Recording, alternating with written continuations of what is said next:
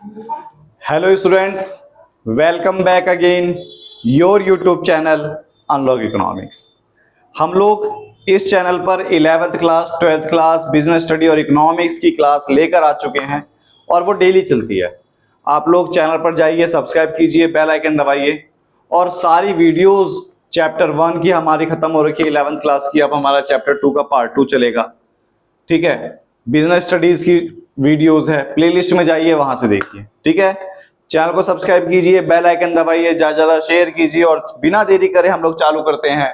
11th class है हमारा, 11th class production possibility curve, production possibility curve और central problem of economy. Central problem of economy जो है हम लोगों ने पार्ट 1 के अंदर पूरी अच्छी तरीके से खत्म कर लिया था।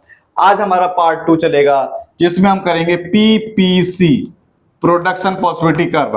हिंदी में बोलते हैं उत्पादन संभावना वक्र। क्या चलाएगा हमारा? हमारा उत्पादन संभावना वक्र पार्ट 2 चलेगा।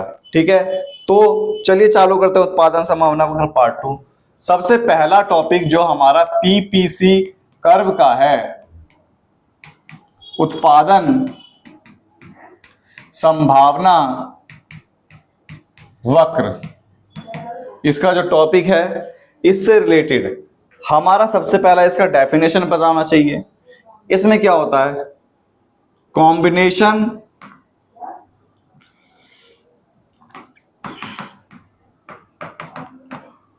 Of two goods. ठीक है, मतलब ऐसी कितनी पॉसिबिलिटी है जिसमें हम दो गुड्स के कॉम्बिनेशन को production possibility curve, production possibility curve, the show of combination of two goods. ठीक है, मतलब यह वह वक्र है जिसमें दो वस्तुओं के उत्पादन के संयोगों को प्रकट करता है। दो गुड्स के कॉम्बिनेशन को क्या करता है? शो करता है। मतलब देखो क्या बोला,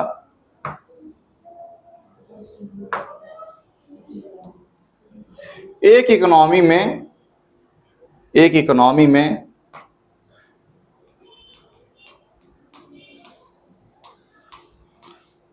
ठीक है, रिसोर्सेस आर गिवन, संसाधन दिए हुए हैं।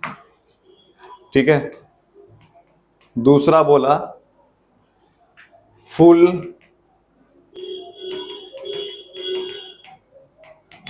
Utilisation of resources. ठीक है, फुल यूटिलाइजेशन ऑफ रिसोर्सेज, संसाधनों का पूर्ण प्रयोग।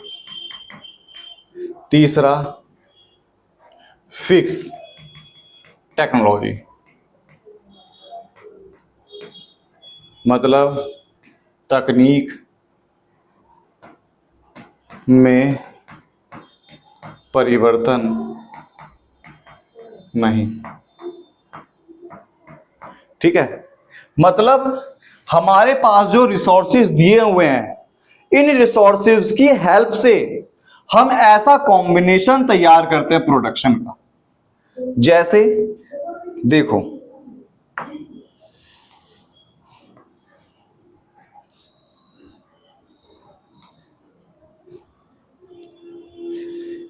एक इकोनॉमी में दो सामान बनते हैं, गेहूं और कपड़े। ठीक है, गेहूं और कपड़े बनाने हैं। गेहूं और कपड़े बनाने के लिए जो हमारे पास संसाधन है, रिसोर्सेज, वो गिवन है और इसका फुल यूटिलाइजेशन हो रहा है और टेक्नोलॉजी क्या है, फिक्स है। रिसोर्सेज हमारे पास मान लो 10 लेबर है, 10 लेबर है। हमने सारे लेबर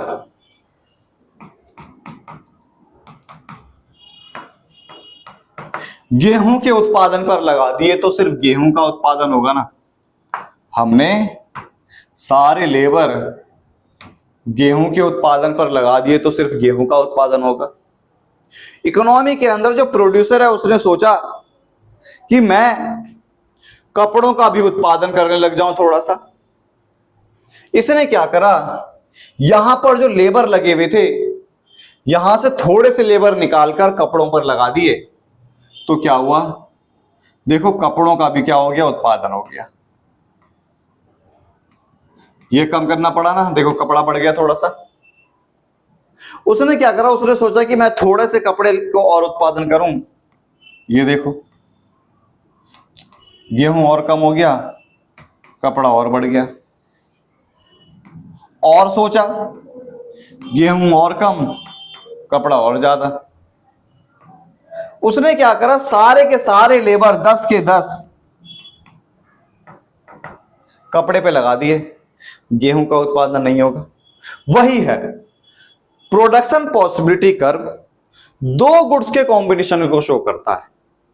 या तो हम सिर्फ गेहूं का उत्पादन करेंगे या हम सिर्फ कपड़ों का उत्पादन करेंगे या हम दोनों चीजों का उत्पादन करेंगे। हम प्रोडक्शन करें कहां पर, कौन से कॉम्बिनेशन में प्रोडक्शन करें, उस कॉम्बिनेशन को शो करता है production possibility curve. Production possibility curve इसको शो करता है, production possibility curve.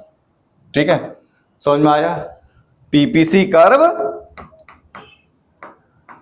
Are show, ठीक है, the possibility of two goods combination या of combination of two goods. PPC वक्र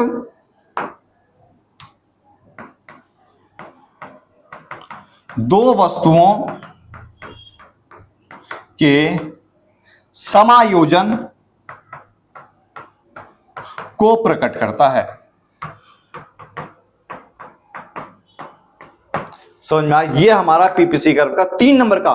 तुम एग्जाम के अंदर जब तुम्हारा 11th क्लास का एग्जाम होगा, चाहे वो फाइनल एग्जाम हो या फर्स्ट टर्म का एग्जाम हो, तुम्हारी पहली जो बुक होगी माइक्रो इकोनॉमिक्स व्यष्टि अर्थशास्त्र, जब तुम्हारा एमसीक्यू खत्म हो जाएगा, 10 एमसीक्यू होंगे। क्वेश्चन नंबर 11, 12 और 13, ये जो 3 क्वेश्चन होंगे, इस 3 क्वेश्चन में से 100%, इस 3 क्वेश्चन में से 100% एक क्वेश्चन प्रोडक्शन पॉसिबिलिटी कर्व का होता है।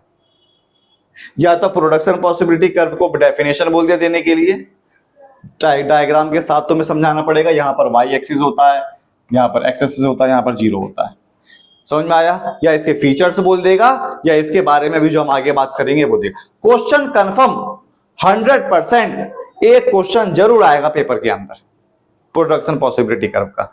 क्या है, ये दो गुड्स के कॉम्बिनेशन को शो करता है। जब हमें रिसोर्सेज दिए हुए होते हैं, रिसोर्सेज फिक्स होता है और रिसोर्सेज का फुल यूटिलाइजेशन होता है, तो हम इस कॉम्बिनेशन में प्रोडक्शन कर सकते हैं। इस कॉम्बिनेशन को ही शो करना प्रोडक्शन पॉसिबिलिटी कर्व कहलाता है, उत्पादन संभावना वक्र कहलाई। जैसे मान लो गेहूं और कपड़े हैं, 100 किलो गेहूं का उत्पादन हो रहा है तो 0 कपड़े। ये 80 हो गया, मान लो ये 1 कपड़ों का उत्पादन हो गया, ठीक है। ये 50 हो गया, मान लो 3 कपड़े का हो गया, है ना। ये 10 हो गया, ये 4 हो गया, और ये 0 हो गया, ये 5 हो गया, ठीक है। मतलब क्या समझ में आया, अगर सिर्फ हम सारे के सारे लेबर हम गेहूं पर लगा दें तो गेहूं का उत्पादन होगा, कपड़ों का नहीं होगा। सारे लेबर अगर हम कपड़ों पर लगा दें तो कपड़ों का उत्पादन होगा, गेहूं का नहीं होगा। इस हर कॉम्बिनेशन में जो प्रोड्यूसर है, प्रोड्यूसर सेटिस्फाई होता है, बस उसे कौन सा कॉम्बिनेशन चुनना है वो उत्पादन करेगा। समझ में आया? दो गुड्स के कॉम्बिनेशन को शो करता है प्रोडक्शन पॉसिबिलिटी कर्व। जब हम फुल यूटिलाइजेशन करते हैं तो हमारा जो डायग्राम बनता है वो इसी लाइन पर बनेगा। जब हम फुल यूटिलाइजेशन करेंगे, इस लाइन से ना तो बाहर जाएगा, इस लाइन से ना तो कम आएगा। समझ में आया क्या होता है प्रोडक्शन पॉसिबिलिटी कर्व? ये दो गुड्स के प्रोडक्शन के कॉम्बिनेशन को शो करता है कि हम कितने पॉसिबल प्रोडक्शन कॉम्बिनेशन बना सकते हैं, कितने पॉसिबल प्रोडक्शन का कॉम्बिनेशन बन सकता है। इस शो को ही, इस डायग्राम को ही हम प्रोडक्शन पॉसिबिलिटी कर्व बोलते हैं। समझ में आया? उत्पादन संभावना वक्र क्या है? बहुत अच्छे समझ में आया होगा। नहीं आया समझ में कमेंट कीजिए कौन सा पार्ट समझ में नहीं आया। ठीक है, अगला टॉपिक है फीचर्स या कैरेक्टर्स, विशेषता। सबसे पहला जो हमारा पीपीसी कर्व है डाउनवर्ड होता है, ऊपर से नीचे की ओर ढलवा होता है। ये देखो, ये ऊपर से नीचे की तरफ घट रहा है ना, ऊपर से नीचे की तरफ घट रहा है। तो ये पहला कैरेक्टर तो हमें ये नजर आया। क्यों घट रहा है? क्योंकि हमें अगली बेस्ट कॉम्बिनेशन पाने के लिए हमें पीछे कुछ छोड़ना पड़ रहा है, हमें कुछ पाने के लिए कुछ खोना पड़ रहा है, हमें कुछ पाने के लिए कुछ खोना पड़ा। हर कॉम्बिनेशन में हमने कुछ त्याग करा, उसको ही हम घटते हुए के कारण बनता है, और वही हमारा प्रोडक्शन पॉसिबिलिटी कर्व का हमारा पहला पॉइंट निकल कर आया कि ऊपर से नीचे की तरफ ढलवा है। दूसरा, कॉनकेव टू ऑरिजिन, मूल बिंदु की ओर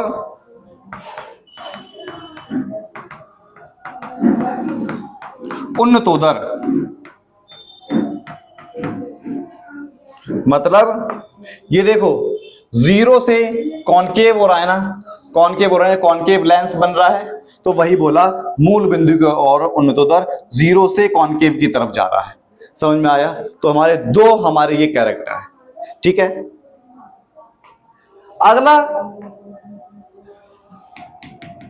अगला बोला व्हेन इंक्रीज इन रिसोर्सेज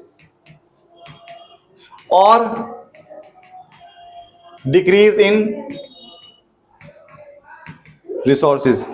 मतलब जो संसाधन हैं बढ़ जाएं या घट जाएं तो क्या इफेक्ट पड़ेगा, क्या प्रभाव पड़ेगा।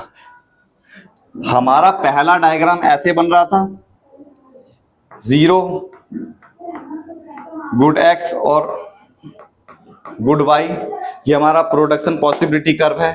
अगर हमारा संसाधन बढ़ जाता है, पहले हमारे पास 10 लेबर थे, 10 लेबर से हम इसी लाइन पर हम प्राप्त कर सकते हैं। हमारा जैसे ही हमारे रिसोर्सेज बढ़ जाएंगे, हमारा डायग्राम आगे की तरफ खिसक जाएगा।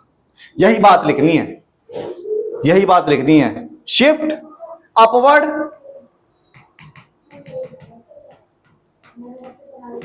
और राइटवर्ड। समझ में आया? अगर पहले यहां था 10 लेबर थे, अब 8 हो गए, 8 हो गए, तो प्रोडक्शन क्या हो जाएगा? प्रोडक्शन हमारा घट जाएगा। प्रोडक्शन हमारा क्या हो जाएगा? ऊपर से नीचे की तरफ आ जाएगा, कम हो जाएगा। तो क्या होगा? डाउनवर्ड और लेफ्टवर्ड। समझ में आया? अरे समझ में आया? अगला है कि अगर हमारी जो टेक्नोलॉजी है, चेंज इन टेक्नोलॉजी में अगर हमारा परिवर्तन हो जाए तो क्या होगा। ये देखो, ये हमारा कॉम्बिनेशन है ए और बी का। गेहूं है एक तरफ और एक तरफ चावल है, इसकी एक तरफ कपड़े हैं। इसकी टेक्नोलॉजी अलग है, इसकी टेक्नोलॉजी अलग है। अगर खाली गुड एक्स और गुड वाई, खाली गुड एक्स की टेक्नोलॉजी में अगर चेंज होता है तो गुड एक्स का प्रोडक्शन बढ़ेगा, और गुड्स वाई की टेक्नोलॉजी में अगर चेंज होता है तो गुड्स वाई में बढ़ेगा।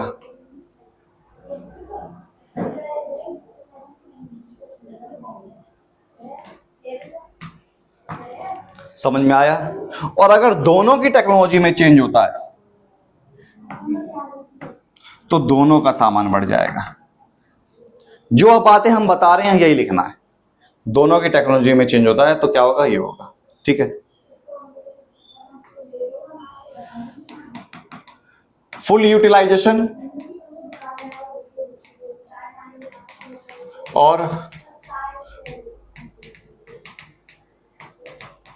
Under utilisation.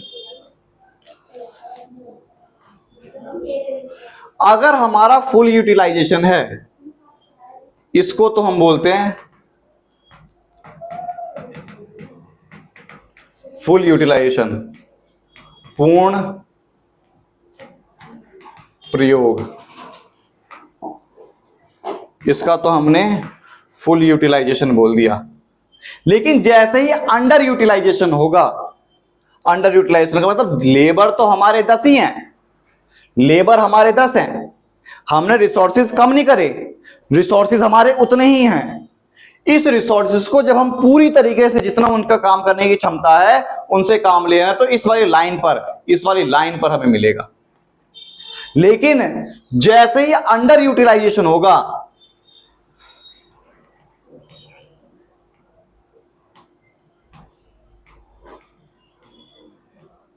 ये जो हमने 4 पॉइंट लगाए, यहां यहां यहां या यहां, इस पॉइंट को अंडर यूटिलाइजेशन बोलते हैं, अपूर्ण प्रयोग बोलेंगे। फुल यूटिलाइजेशन में हमारा उत्पादन पूरा होता है जब हम एक लेबर की क्षमता है 8 घंटे काम करने की, 10 लेबर लगा रखे हैं, 80 घंटे काम होने चाहिए, सब लेबर मिलकर सिर्फ 5-5 घंटे काम कर रहे हैं, 50 घंटे काम कर रहे हैं, तो अंडर यूटिलाइजेशन हुआ ना। हमने उस लेबर को पूरी तरीके से यूज नहीं करा, तो उत्पादन हमारा पूरा होने की जगह उत्पादन क्या होगा, हमारा कम होगा। समझ में आया। तो हमारा प्रोडक्शन पॉसिबिलिटी कर्व क्या है, उसके फीचर्स और प्रोडक्शन पॉसिबिलिटी कर्व के ऊपर क्या फर्क पड़ता है अगर उसमें चेंज हो जाए, तो रिसोर्सेज में चेंज हो जाए, टेक्नोलॉजी में चेंज हो जाए और अंडर यूटिलाइजेशन हो तो क्या होगा।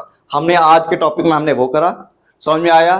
कोई पॉइंट अगर समझ में नहीं आया तो कमेंट करके बताएं, और अच्छे समझ में आया चैनल को सब्सक्राइब करें, बेल आइकन दबाएं और ज्यादा से ज्यादा क्या करें, शेयर करें। बहुत अच्छे तरीके से आप लोगों को कराया जा रहा है, बहुत अच्छे तरीके से। आप लोग नोट्स बनाए कॉपी के अंदर और यही चीज एग्जाम में लिख कर आए, पास भी होंगे और अच्छे नंबर भी आएंगे। समझ में आया। ठीक है। इसकी अगली क्लास के लिए चैनल को सब्सक्राइब करें। जय हिंद, जय भारत।